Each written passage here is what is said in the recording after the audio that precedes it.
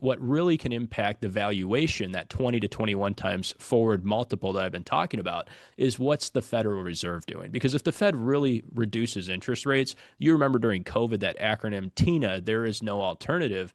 It was basically the fact that the Fed had cut rates to zero. A Treasury was paying 0.5% in interest. And so people had literally nowhere to go but equities. Now, I think some people could still argue, Nick, I can get 4% risk free on my 30-day money without any volatility at all. I know I can buy a 30-day Treasury and I'm at 4%, maybe even 4.5%, depending on when you bought it.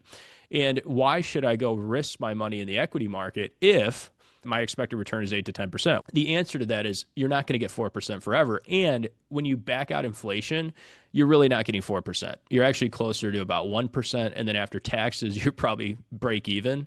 And if the Fed does cut, and let's say that the 30-day Treasury only pays 3.5%, now you're actually probably losing a little bit of money on a real basis. On an inflation-adjusted basis, your cash is actually going to produce negative returns over time. And when the Fed is cutting, and we go back to a more normalized interest rate level of where I think we should be, I'm talking from a spread standpoint, let's say it's 3.5% on the federal funds rate. We could be at 3.5% as far as the eye can see without a recession. And that also is going to contribute towards upward momentum for the S&P to hit that 7,000 level. It actually could accelerate it faster depending on what the Fed does.